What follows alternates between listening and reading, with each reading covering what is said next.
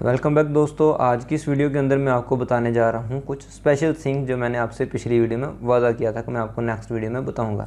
तो चलिए बगैर टाइम ज़ाया किए हम लोग शुरू करते हैं। तो सबसे पहले अगर हम लोग इस सेक्शन को इंस्पेक्ट करें, ये इसकी कंटेंट है, ये इसकी पैडिंग है, ये बॉर्डर है, ये मार्जिन है। और अगर हम लोग मार्जिन को देखें तो मार्जिन ये ऑरेंज एरिया है। और अगर आप इस स्क्रीन को थोड़ा सा गौर से देखें तो आपको इस ऑरेंज एरिया के नज़दीक कुछ वाइट सा एरिया नज़र आ रहा होगा जो इस ऑरेंज एरिया के अंदर शामिल नहीं है। तो अब सोचने की बात यह है कि ये वाइट या जो अनकवर्ड एरिया है ये आता कहाँ से है। तो पहली बात यह है कि ये जो अनकवर्ड एरिया है ये दरअसल बॉडी की स्पेस है।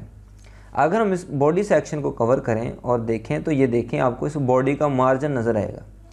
तो ये मार्जिन 8 पिक्सल ये बाय डिफ़ॉल्ट होता है और ये बॉडी का मार्जिन होता है। तो ये थी पहली स्पेशल थिंग कि बॉडी का भी अपना एक मार्जिन होता है जो बॉडी कवर करती है।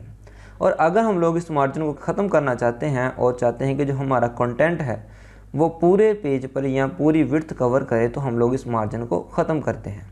अब इसको ख़त्म करने का तरीका क्या है? इसको ख़त्म करने का तरीका कुछ इस तरीके से कि हम लोग इधर CSS में जाते हैं और यहाँ पर बॉडी एलिमेंट के नीचे मैं लिख देता हूँ मार्जिन 0 पिक्सल्स।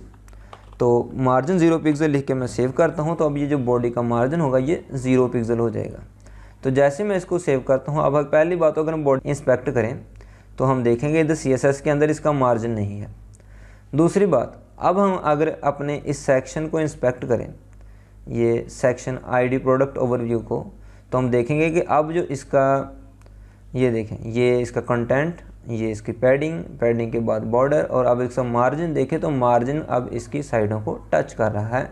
तो इसका मतलब ये है कि बॉडी अब कोई मार्जिन नहीं रखती। तो ये थी पहली चीज़। अब उसके बाद दूसरी चीज़ की तरफ आते हैं। दूसरी चीज़ क्या है? तो अभी मैं आपको दो चीज़ें इंस्पेक्ट करके दिखाऊंगा। पहली चीज़ ये है कि अगर आप इस सेक्शन के मार्जिन को देख लें, आप इस ऑरेंज एरिया को अच्छे तरीके से देख लें। अब मैं आपको दूसरे सेक्शन को इंस्पेक्ट करके दिखाता हूँ। ये दूसरे सेक्शन का जो H1 टैग है, अब आप इसके ऑरेंज एरिया को देखें और इसके मार्जिन को देखें तो इसका मार्जिन है 19.920 पिक्सल। इसके ऑरेंज एरिया को देख लिया। अब दोबारा हम इसके ऑरेंज एरिया की तरफ आते हैं तो आपको नज़र आ रहा होगा ये दोनों एरिया तकरीबन एक ही जगह पे ओवरलैप कर रहे हैं, ये H1 टैग का और यहाँ पे ये। तो ये दोनों जो ऑरेंज टैग हैं, ये दोनों मार्जिन है, ये आपस में ओवरलैप कर रहे हैं। अब ये क्या चीज़ है? दरअसल इसे मार्जिन कोलैप्सिंग कहते हैं। तो मार्जिन कोलैप्सिंग में क्या होता है? मार्जिन कोलैप्सिंग के अंदर ये होता है कि एक हमारे पास ब्लॉक लेवल एलिमेंट होता है, उसका एक मार्जिन होता है। अब हमारे पास दूसरा एक ब्लॉक लेवल एलिमेंट है, उसका अपना मार्जिन है। अब दोनों का मार्जिन कितना शो होगा CSS के अंदर? दोनों का मार्जिन शो होता है, जो उन दोनों में से बड़ा होता है वो विन कर जाता है, दोनों का मार्जिन ओवरलैप करता है। तो जिसका भी मार्जिन ज़्यादा होता है वही मार्जिन इधर अप्लाई होता है। जैसे कि अगर हम इस सेक्शन को देखें तो सेक्शन को मैंने मार्जिन दिया हुआ है 20 पिक्सल का और H1 टैग का मार्जिन है 19.920 का। तो अगर हम इसके नीचे की तरफ देखें तो नीचे की तरफ इसका 20 पिक्सल मार्जिन है। और अगर H1 टैग को इंस्पेक्ट करें तो इसका नीचे की तरफ स्पेस कम है, 19.920 है, और ऊपर की तरफ जो है वो स्पेस ज़्यादा है, वो 20 पिक्सल है। अलग बात है कि ये 19.92 और 20 बहुत कम फासला है, तो इस वजह से हमें तकरीबन को ज़्यादा फासला नज़र नहीं आ रहा।